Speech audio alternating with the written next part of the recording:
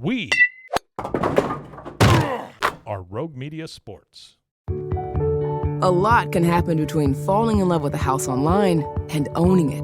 Between imagining living there and breathing in your new home for the first time. Having an advocate who can help you navigate the complex world of financing, inspections, negotiating, analyzing the market, and talking through any anxieties that may pop up, that can make all the difference.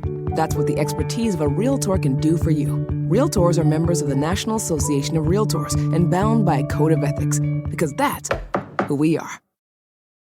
Hey, it's Mark Goodman. And I'm Alan Light. On today's podcast, Record Store Day founder Carrie Colleton is joining us to discuss the April 20th RSD special releases. Plus, we'll talk live with our audience, the Sound Up Pod Squad, and find out who still listens to vinyl. And some updates from the Beatles universe. Oh, good. Sound Up with Mark Goodman and Alan Light, the only music podcast that matters.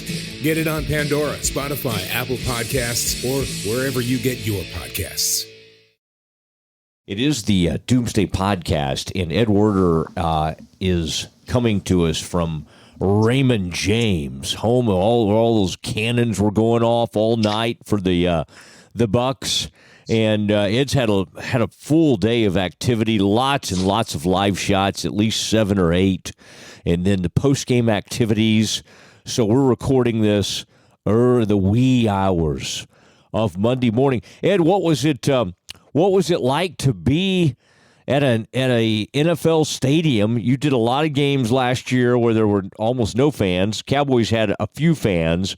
Was it? Did it have a lot of normalcy to it? And was it? Did it seem a lot more exciting?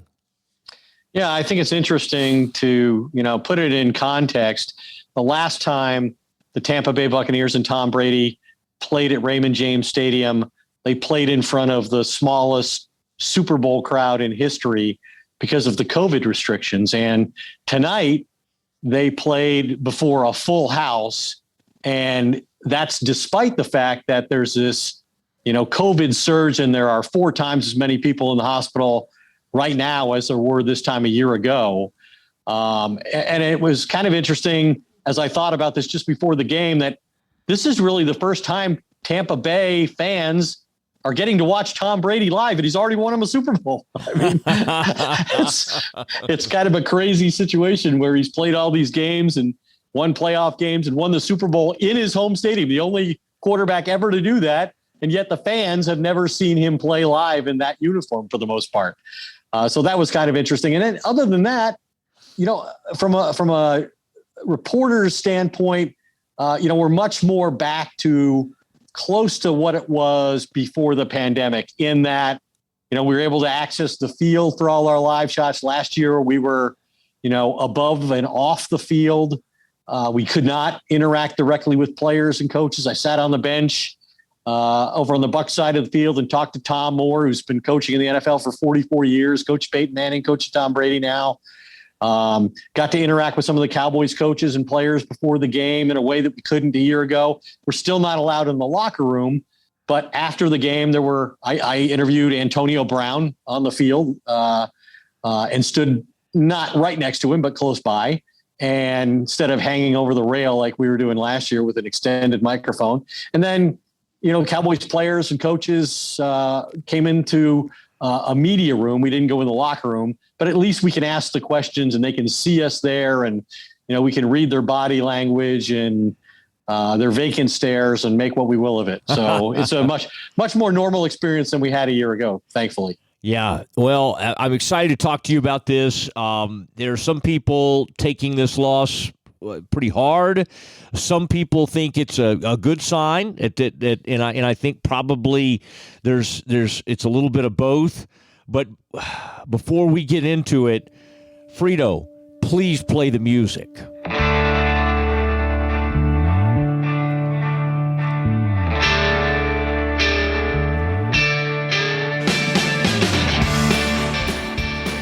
All right, Ed Werder still at the stadium, and Ed, this was it ended up being a great game, and a lot of twists and turns in this thing. And I think some people thought, well, okay, without Zach Martin, can the Cowboys hang around? Well, not only did they hang around, but they had a legitimate chance to win the game. And I feel like we've seen this before. It's like you go into a game. Cowboys at one point, I think, were the underdog by like 9 points. And so not a lot of people had like great expectations for them. But then you get in there and Dak has this incredible game and you get 4 takeaways. They only get 1. And like conversations we've had in the past, Ed, and you had some of the stats that reflect this. I mean, like, the Cowboys always seem to find a way to do this.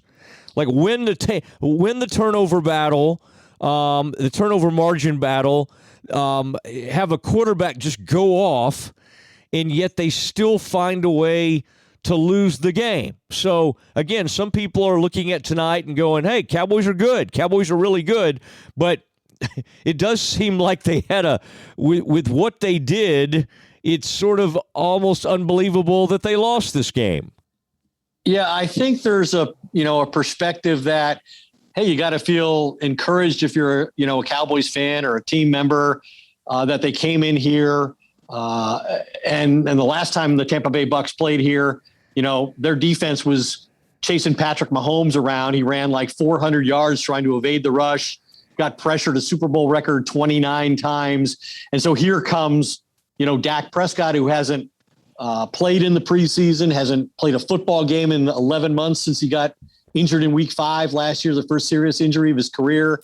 Didn't even participate in the joint practice with the Rams and was shut down throwing competitively for 30 days. I mean, you have a quarterback coming into this game with almost no preparation, and he throws 58 passes, 403 yards, 3 touchdowns, and does everything but beat Tom Brady. And so I think you have to feel good about that. But then you can look at it another way, which is this is a unique historic loss in that it's the first time the Cowboys have lost a game in which they had a turnover differential of +3 or better, and their opponent had 100 yards in penalties. Until tonight, the Cowboys were 5-0 historically in those situations. They're just the 4th team in NFL history to lose a game in which they had at least 450 yards of offense and were +3 or better in turnover margin. The last team to do that was the Kansas City Chiefs in 2002. So you're right. They found a unique way to lose a football game. At the same time, they nearly staged one of the, I would argue, had they won the game and Dak played the way he did, I would have said the ranks as one of his 5 best wins as a starting quarterback. He went to Green Bay as a rookie and beat Aaron Rodgers there. He went to Pittsburgh the same year and beat Ben Roethlisberger there. 2 years later in the playoffs, he eliminated Russell Wilson. And then he comes to Tampa Bay, and on the night they're celebrating their Super Bowl championship without, his best offensive lineman. And Zeke Elliott says it's the best. Zach Martin's the best offensive player they have. They put it all on him, and he stands in there and almost delivers the victory. Had he done it, I think it would have ranked maybe as his best regular season win ever. Yeah, and it still goes down as a tremendous performance, and I caught it on the post-game TV interview it wasn't the interview. They had the cameras down there watching him visit with Brady, and it picked up him shouting out, and I think he said it to more than just Brady, but he did say to Brady, we'll see you guys again.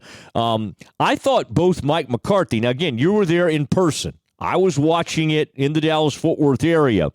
And so you saw like the body language from McCarthy. Listening to McCarthy and listening to Dak, boy, I did not hear any sort of like despondent type. I mean, they both sounded like that, while obviously they wanted to win the game, very encouraged is the way I would describe it in listening to them. Is that the takeaway you had? I think Dak certainly, just his behavior on the field after the game and in his comments suggests that he's kind of excited about what the Cowboys showed, even in a losing cause. Well, and I think he had to feel good about his own performance. There were a lot of questions, a lot of psychological challenges that he had to endure tonight because he didn't play in the preseason.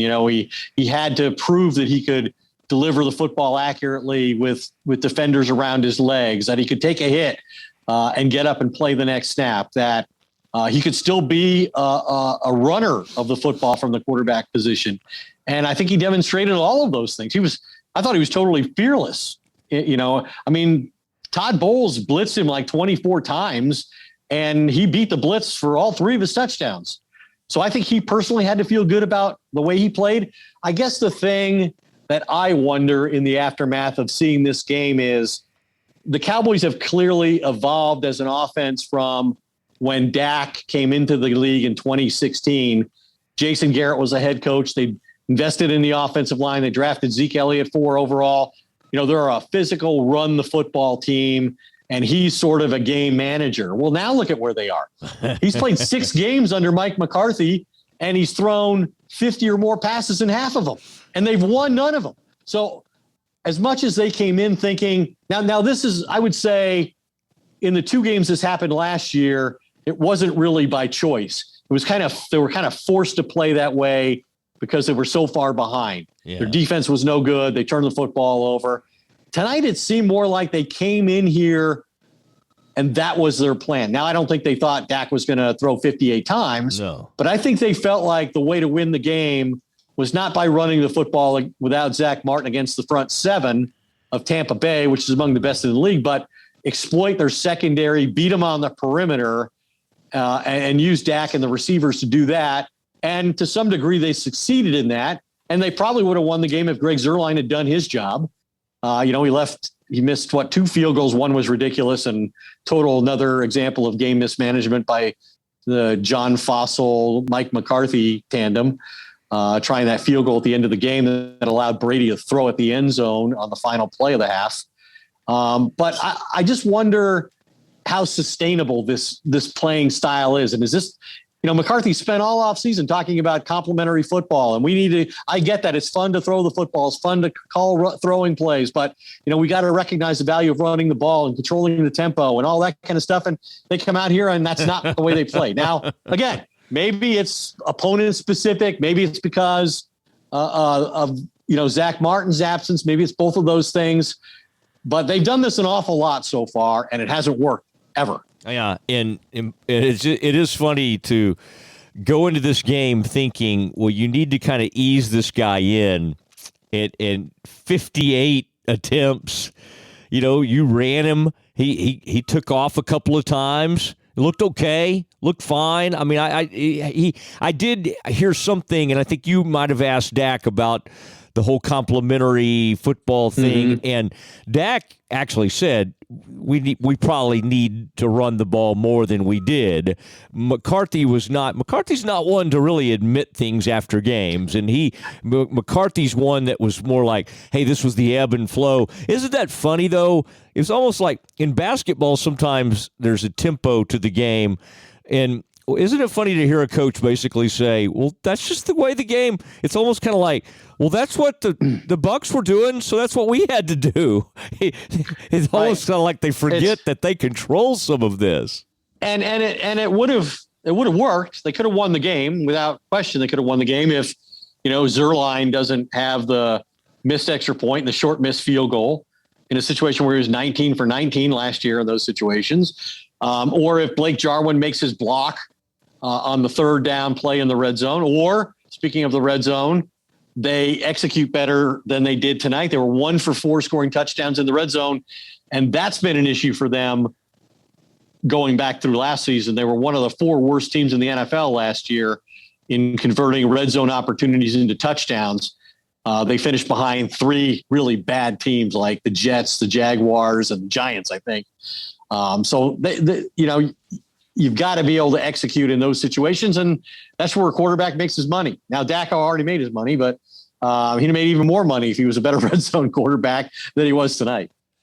Yeah, I agree with that. I mean, this was fascinating to watch. Now, let's discuss a little bit you said the offensive line. I thought for the most part, McGovern kind of hung in there and did okay. Biotic got knocked back into Dak on one of those plays. That Vita Vea, whoa, what a monster that guy is. I mean, that guy, it's hard to anchor against him, but the offensive line held up, and then those receivers did their thing. Where I agree with you is yeah, I mean, the sustainability of you can't ask this guy to throw that many times a game. I do find it interesting that even people who have doubted Dak in the past, I think Dan Orlovsky's one of them from your network, are tonight saying, this guy's elite. I was wrong. This guy's unbelievable. And I mean, I think you already kind of thought that, and we've been extremely complimentary of him. But I do think we all wanted to see what he looked like. And I did. That is an unbelievable. Again, can he do this every week? No. You can't keep throwing him 58 times. But it was interesting, to your point earlier about Zeke, that Zeke literally was just like a blocking back. And he did a great job of it. He picked up blitzes, and he's very good at it. But that's all he was. Like he and Pollard both were kind of sitting back there just picking up blitzes, and the game was played on the perimeter. And like it was just like a fast break type thing. Just boom, boom, boom. Get the ball outside. Get the ball over to but I mean, I love the tempo. I mean, what tonight was a reminder, that horrible slog we went through last year after Dak was injured. This was a whole different look. I mean, this was, this reminded you of why you need this quarterback. And I think a lot of people come away thinking, well, this is definitely the best team in the NFC East. I'll say this, Ed, it's one of the best losses they've had in a while.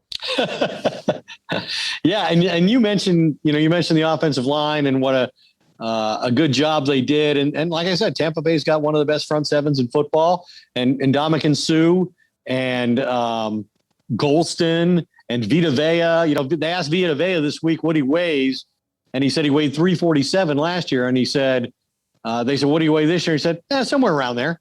So and he's a very athletic guy, but I think it's hard to say that the offensive line performed well when they really didn't have the run dimension. Like, they didn't do anything in the run game all night.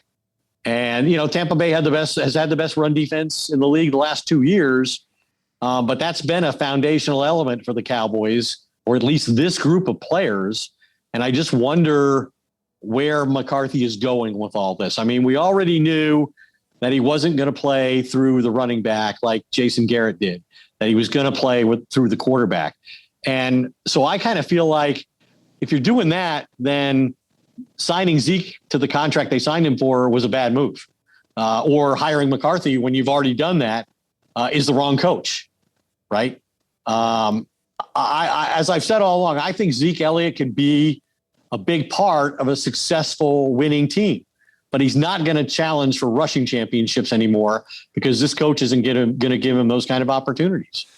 Yeah, and I think that's one thing we looked at when they first brought in McCarthy. It's just not in his DNA. He's not going to do it, and he's not going to like when all this passing was working tonight, there was probably almost never a point when he said to Kellen Moore, "Hey, why don't we try to work Zeke in? Why don't we try to get Zeke some carries?" I mean, I thought they would come out the second half and try to establish it and run him a little more. They looked at it, but this coach is just not going to do it. I think you're right. I think Zeke is someone who's going to be a nice complementary player to this, but they are going to ride or die with Dak Prescott. And tonight, that for one night, it seems like that's okay. That's something that they should think about doing. I mean, to have two receivers. I mean, I'll tell you this. Gallup was on his way to having a nice game, and then he gets hurt. He's got an ankle.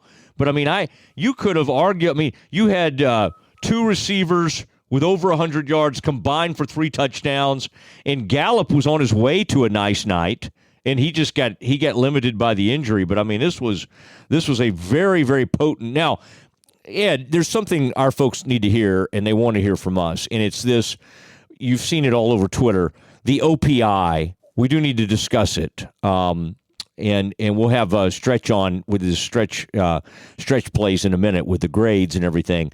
But Ed, what was it? I mean, like, it's hard because last year it got called. Gallup got called on an offensive pass interference in a game, and that's being brought up. Godwin certainly if you look at the replays, he knocked Jordan Lewis to the ground. And Jordan Lewis, to his credit, said, well, it wasn't called, and I've got to figure out a way to get off the field or make that play or whatever. In looking at that, how bad do you think that was a badly missed call, or was that one of those bang things? Not seeing it or not noticing it in real time, but seeing the replay, I think it's an obvious push off by the receiver, and a receiver who was having a difficult night, given that he fumbled, on the 3-yard line, that costing his team a potential clinching touchdown late in the game, and dropped several other passes. Typically a very good receiver, but I don't think there's much question that he pushed off and got away with it. And the other play you're referring to was in week 1 last year when Jalen Ramsey was pursuing Gallup, got beat down the field by Gallup, and got a call that Gallup had pushed off. And I thought that was much more questionable than what we saw tonight by Godwin. Yeah, it certainly looked like he did it. And I want to welcome back to the program. And next week, by the way, we've got a new sponsor, but MyBookie is joining us, and boy, they've got those incredible deals. MyBookie playing host to several exclusive contests, including their $100,000 super contest, and it only costs $10 to enter. There's big money on the line this season, so don't wait to get in the game. Join now. Head to mybookie.ag today and use our promo code Doomsday. Doomsday, Doomsday, and instantly receive double your first deposit. That's double your funds to double your winnings. Again, that's the promo code Doomsday to receive double your first deposit and get started with MyBookie today. Bet anything, anytime, anywhere with MyBookie. Now it is time, Ed, and we're gonna have what we call our stretch plays with Glenn Stretch Smith, former Cowboys scout and coach, and here are his grades. Stretch, I know we need to get to the grades, and people look to you to kind of give them some perspective, but overall, a lot for Cowboys fans to be excited about going in there and almost taking down the defending Super Bowl champs. Like, do you think this is one of those things like, oh man, we let a huge opportunity get away? Or do you look at this more as, hey, this thing has a chance to be way, way better than last season? I think, Matt, we've always talked about the margin for winning and losing in the NFL it's razor thin, and it doesn't matter if you're playing the Super Bowl champs, if you're playing the Chargers that they'll play next week, or whoever you line up against, it's razor thin. And all of the things that you saw happen tonight to the Cowboys, I think, are very correctable. I think if you're a Cowboys fan, you come out of that football game and you think this was a team that was an 8.5, 9-point underdog. And I know we'll get into the gambling side of it, but Matt, we talked about it on your radio show. This is a team that no way you should have been given those kind of points to. And I think you made a good point before we went on the show. Hey, could the Cowboys have won this football game? Did they let one get off? I just think if you're a Cowboy fan, what you saw tonight are things that can be corrected, and you have a lot to look forward to, and you have a season in front of you of 16 more football games where if this team stays healthy, absolutely you have to come out of that game and say, this team's they're the best team in the East right now. I can't wait to hear what the Bart Scotts and the Michael Kays and all these guys who thought that the Cowboys were going to get their brakes beat off came out and put on a really good show to open the football season. I think you're right. I just the takeaways thing. We'll get to that in a minute. Let's start with this was a unbelievable quarterback battle, and Brady 32 of 50 for 379 yards and 4 touchdowns, 2 interceptions. One of those was a heave at the end of the half, so doesn't really count. Dak 42 for 58, 403 yards, 3 touchdowns, and the one pick, which went through the hands of CeeDee Lamb. Stretch, this is, I think, as good of a performance as any Cowboys fans could have ever hoped for, and it had even exceeded someone's wildest expectations for Dak Prescott. Well, Dak, Matt, there's no question that Dak put on an absolute show. And after being out for 11 months, I don't think anyone would have expected him going out and throwing for 400 yards. I don't even know how you could remotely say, well, I handicapped that. When you saw what he did, when you saw how he led the football team, when you saw it, it felt like he made the right checks at the right time. He was able to take a few shots in there. Everything you saw from the quarterback leads you to believe you got your guy. You got a guy that's going to lead this football team for a while. And quite frankly, Matt, it was worth what you gave him. And when you look at his play tonight, I'm telling you, it was absolutely what you want to see as a coach. It's what you want to see as a fan. And you could give Dak nothing except an A. And that's all you can do. All right, A. Thought you might go A+ even. I'm just looking at that pass where he dropped the ball, picked it up, and then those are some of the things he can do. That looked like a Mahomes-type play where he fired it in there over the corner. I believe that was the one to Cooper.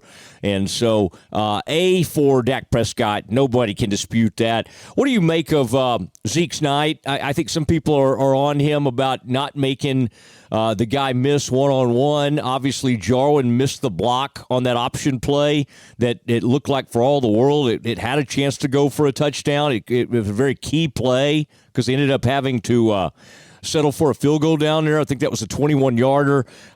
Zeke had some great blitz pickups that they showed tonight on TV and really did a nice job there. What do you give the running back? Well, without question, he absolutely is a great protector. He understands the protections. He understands how the offensive line is going to sift to get to the right guy, to lead him the right guy. He takes great angles. He is a really, really good football player. I hate that Jarwin missed that down there when they ran that little option play. We'll get to grading the tight ends in a minute. But when you look at the job, I think that Zeke did. I think the job that Pollard did tonight when he was in the game. Yes, they weren't able to show you what they can do running the football, but I still say a defense can take away something, and they're able to absolutely say, we are not going to let that guy right there beat us. And you saw that's what they did tonight. They were not going to allow Zeke to beat them. They thought, okay, here's a quarterback coming off 11 months of sitting, and they stacked to stop the run. And they're so physical up front with their front four and their linebackers. Take that, what that stat is of how many yards he rushed for, take that out of it and look at what he did from a production standpoint and especially from a protection standpoint. And he's just short of getting an A because he needed to make that guy miss down there on the goal line. Because of that, I gave both running backs a B. Yeah, you were talking about some of those folks up front, that Vita Vea. Wow. You talk about a mean motor scooter. He was causing all sorts of havoc in the middle. All right, that receiving core. Well, actually, let's go with the O-line. That was kind of remarkable, honestly, to see McGovern. And there were a couple times Biotic got knocked back into the quarterback on one of those plays. That was a rough play for the Cowboys, but at least pass blocking wise, for the most part, they kept Dak pretty clean and allowed him to work the ball down the field. It looked like a pretty good effort, except for you got to hit him for those holds. And I don't know if you thought maybe one of those holds was kind of ticky-tacky. You had a Connor Williams hold and a Tyron Smith hold on that key drive late.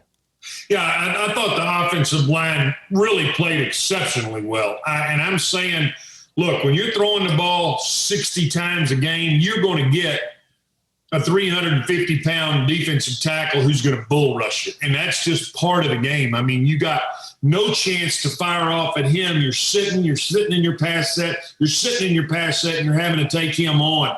I thought the offensive line played a hell of a football game. And I'm talking about did a great job of protecting.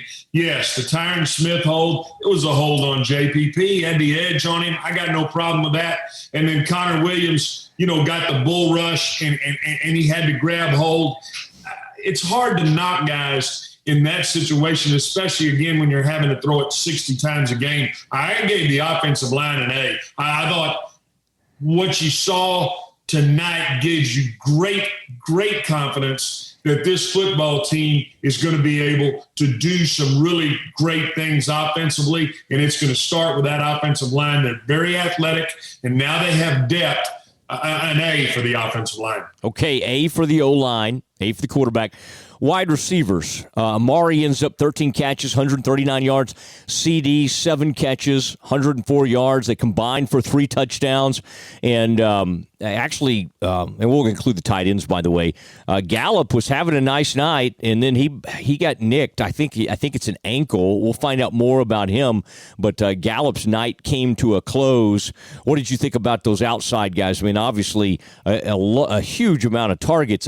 Let's see. Cooper and CD had 31 targets between them. When you throw in Gallup, those 3 combined for 38 targets.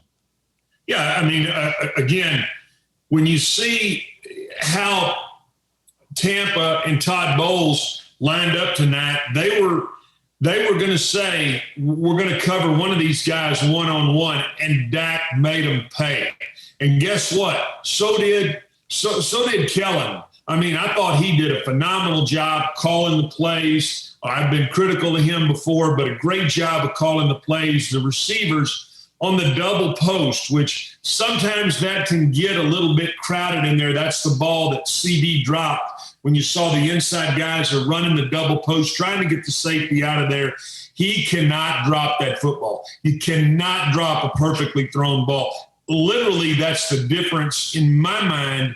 That was one, we could point to 3 plays in here. That's the one big play in my mind was the difference in really whether this group got an A or a B. CeeDee Lamb cannot drop that football that hits him in the hands on that double post. Now, again, we can be critical of the spacing right there. The inside post has got to get across and get that guy out of there where there's not so much traffic in there, but he can't drop that ball. And I think he'll tell you that, but the wide receivers were just shy of an A, and they got a B because of that drop.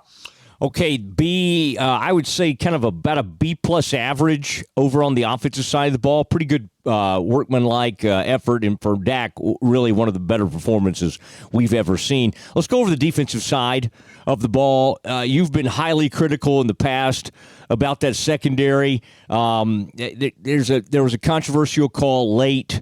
A call that was not made that could have been an offensive pass interference on Jordan Lewis.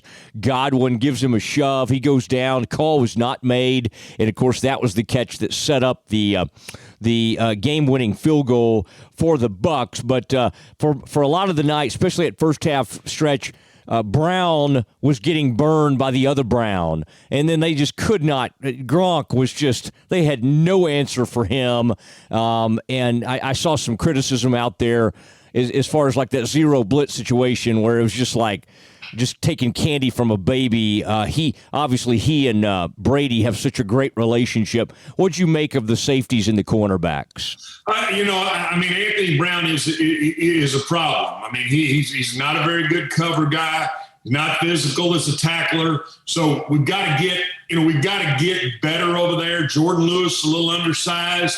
I still think Trayvon Diggs is a heck of a player. I thought Wilson played okay. I thought Kazee did okay. The problem is you've got one side that you're really confident you can play man coverage with, and then you've got another side who absolutely a really talented NFL quarterback and maybe the best ever went right at him, and they had no answers, and that's why You saw the Cowboy defense not be able to run many blitzes because they were having to sit back and play coverage. But the corners, especially Brown and Lewis, have got to get better. And just a very average night for those guys, and I gave them a C.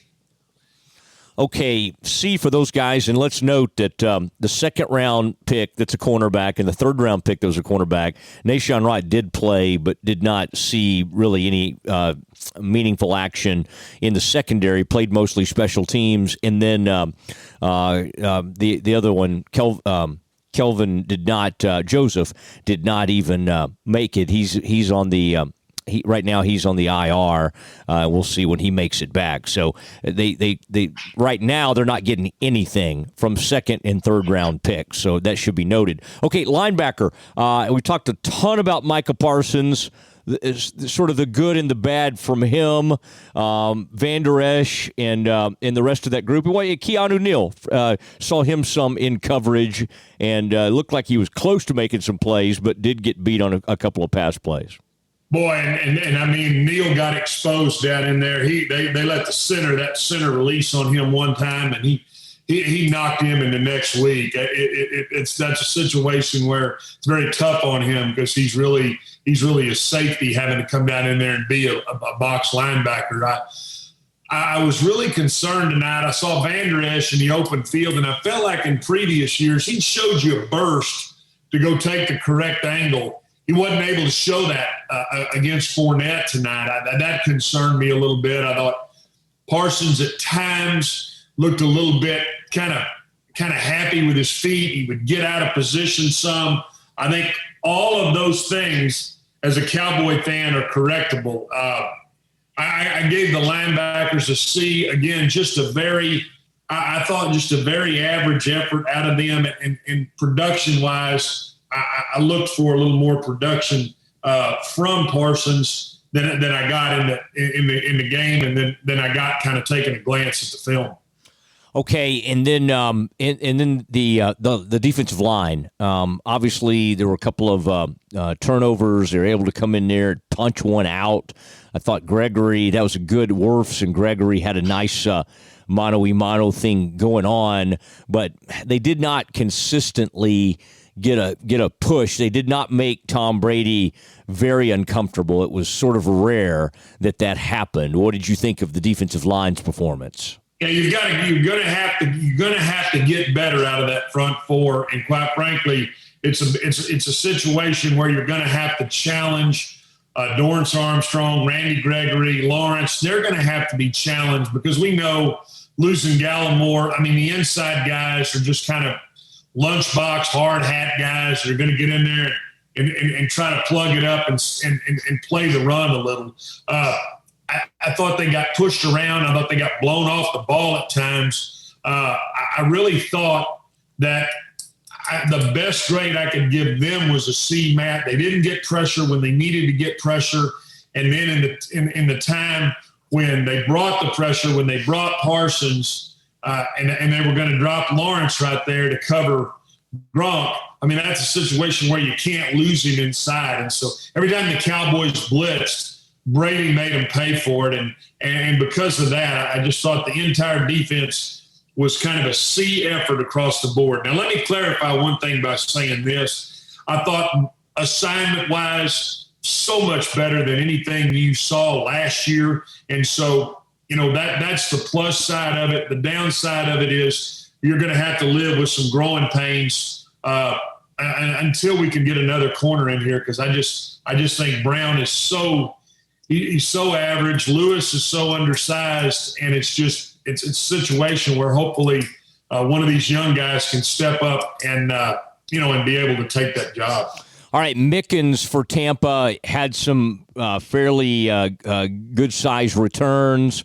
I know you weren't that thrilled with the special teams play, and obviously they had a missed extra point and then a short field goal that was missed, 31-yard field goal. What was your takeaway on the special teams?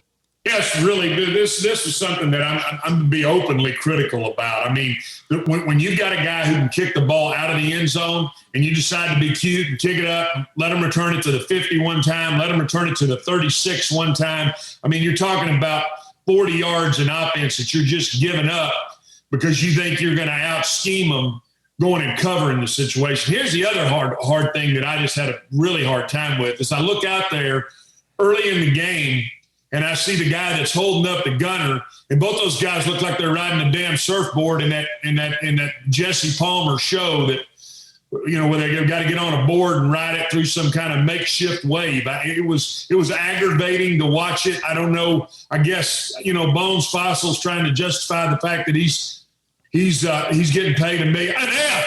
They got an F. That's what they got for the special teams. Yeah, and they tried a 60-yard field goal before the half, which was just strange, and just gave the Bucks the ball right at midfield. So it was F ended with some you were very complimentary, and you ended with a little bit of anger, and Stretch. By the way, tell our folks. I want you to give them the as they go. Give them that hint. You let me in on this Arby's secret. What is this new sandwich at Arby's that you're so excited about? Oh, let me tell you, this spicy Philly cheesesteak. Now you're gonna have to chase it down with a Tums or two. But partner, it is ooh-wee good, and I'm telling you ooh-wee. So if the Arby's people are listening, if they're not on this, if they're not sponsoring this part, what we're doing from a podcast standpoint, they got a bunch of mutts in their management group. Because I'm gonna tell you right now, Arby's has got the sandwich that's going on. Okay, and the sauce is already on there. You don't have to load up with like horsey sauce. Matt. Okay. You got to order it spicy. Okay. You know how to do that. Okay, I will do that. Stretch, appreciate it. Great to have you back for another season of the Doomsday Podcast. We appreciate you, and we will see you soon. Be safe. And there he goes into the night. Glenn Stretch Smith with Stretch Plays. All right, there we go. And Ed, you were handling all the post-game activities. But I just wanted to inform you that Stretch did give out his first F of the season. Had to be on special teams. Yeah. Yeah, he was not pleased with He's not a John Fossil fan. Last year at this point, I think he was already trying to fire Mike Nolan, and obviously Mike McCarthy followed up not long thereafter that suggestion, but too late to save the Cowboy season. Yeah. The other thing that occurred to me, speaking of the defense, was Jalen Smith. His 50-game starting streak ended tonight because Keanu Neal and the rookie first-round pick Micah Parsons started at linebacker in front of Leighton Vander Esch and Smith, who were sort of rolled in situations where the Cowboys were convinced based on personnel and down and distance that the Buccaneers were most likely to run the ball. Those two guys played in the game. But for the most part, it was Micah Parsons and Keanu Neal for probably 2/3 of the plays. It'll be interesting to see what the snap counts are. And then now we talked about the defense creating 4 turnovers, which was something they did at the end of last season, but really failed early in the year. I think that's encouraging for the Dan Quinn era just beginning. But I'm a little troubled by, they got the lead at one point in the first half and it lasted 38 seconds.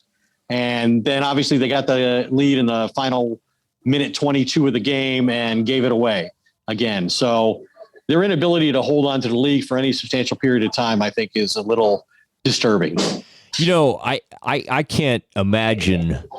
Sounds like they're trying to break down the press box. Let us know if they're trying to kick you out of there, Ed, as we record this late into the evening. But some of those defensive plays. I'm sitting here watching some of these replays. I mean, the fact that we know that Brady loves to go to Gronk.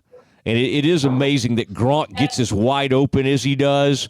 I would say that the Antonio Brown versus Anthony Brown matchup, boy, they love that one. And then they got Gronk going, and that just it is troubling to see that the Cowboys secondary still has some issues. I think you have to like kind of Diggs, Casey actually made a nice play in the game, but man, the other side over there, Brown, they made a lot of their yardage against him, and I think that's going to be a big worry for Cowboys fans. Yeah, but I guess the Giants maybe, if depending on, they obviously made a commitment to trying to improve the receiving group around, Daniel Jones and Saquon Barkley returning. But I'm not sure how many teams can put the three receivers and the tight end out there that the Cowboys face tonight. So I'm not sure they're going to face that level of competition across the board very often. I think the Bucs are probably as good as there are in the league in that regard. I did find it odd that on both of Gronkowski's touchdowns, it seemed that they got somehow mismatched with a defensive end in coverage. It was Basham one time and DeMarcus Lawrence the other time as the nearest defender to Gronk in a goal line situation. Tom Brady's thrown 100 touchdown passes to Rob Gronkowski.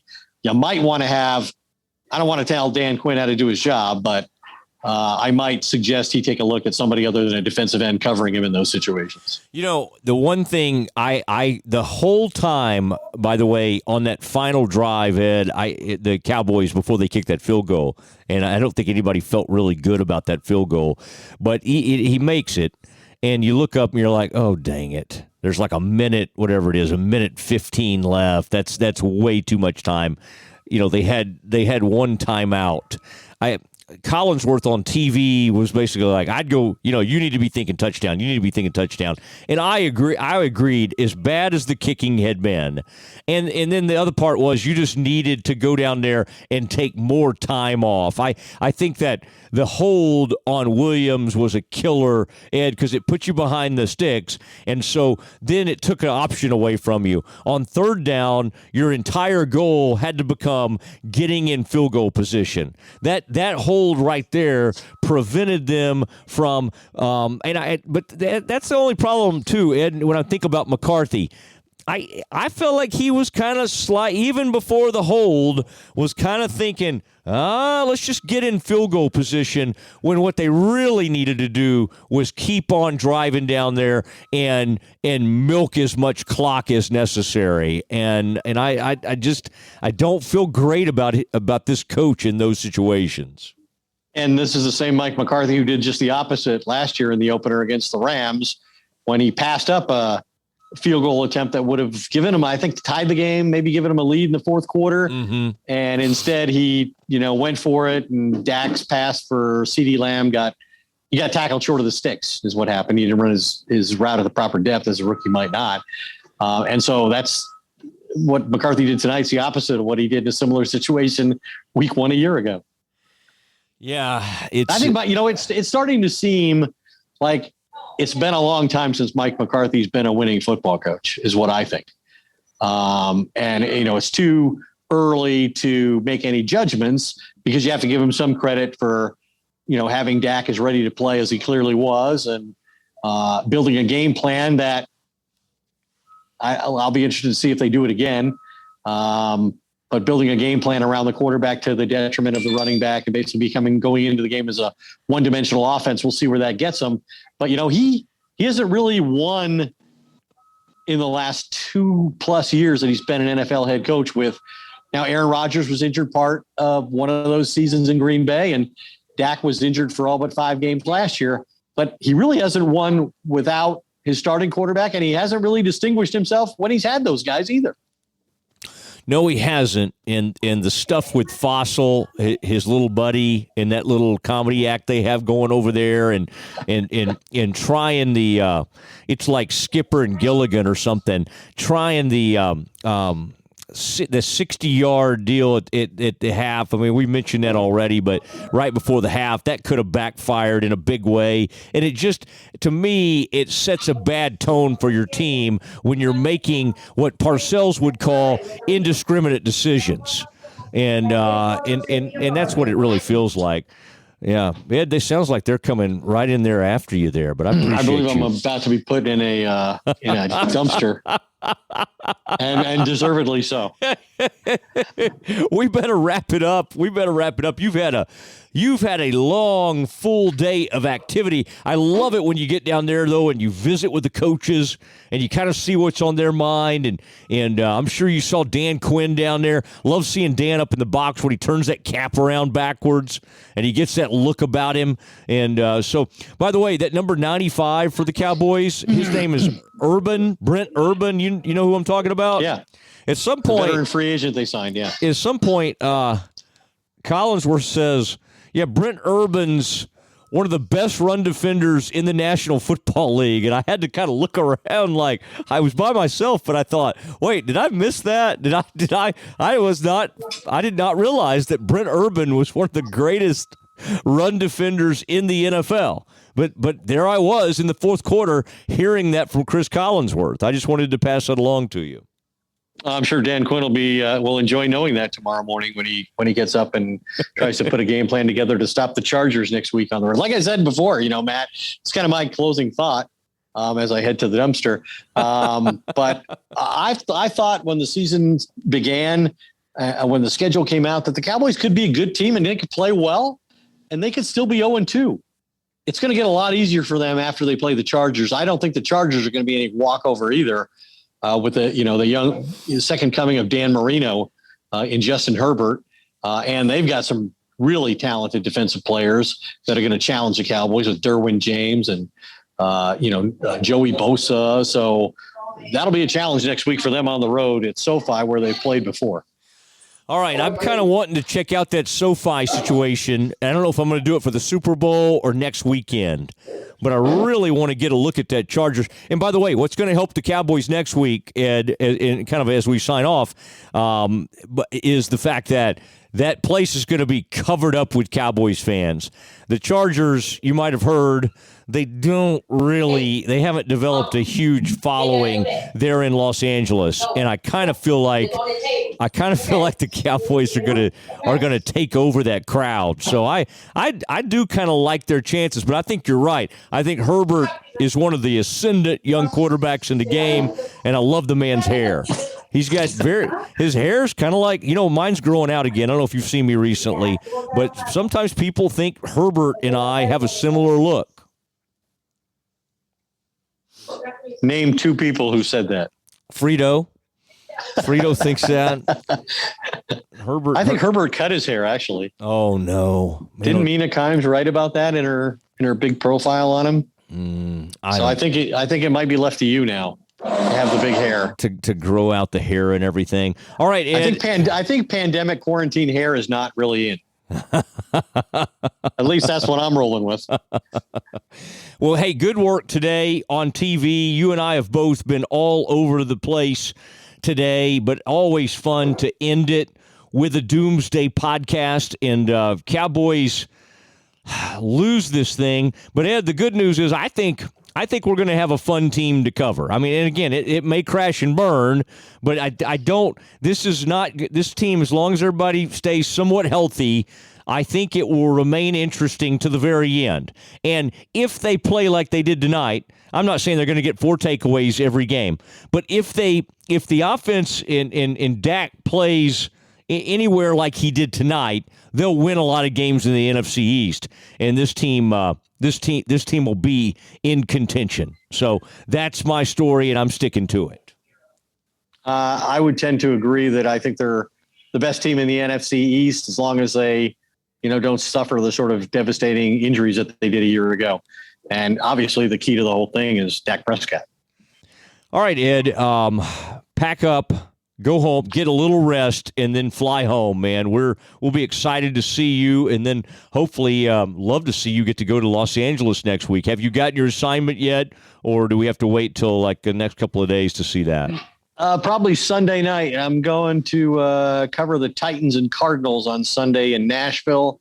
And by the time that game ends, I hopefully will know where I shall be next week. And I think there's a good chance I'll be at the Cowboys Chargers. Love it. I love it when they get you out there and get you in the middle of that. For Ed Werder, who's reporting live from Tampa, Florida, it is Matt Mosley, and this has been the Doomsday Podcast, your favorite podcast. Thank you for everybody who's been a part of this. Thank you to Frito Nation Productions. Good night from Allen, Texas.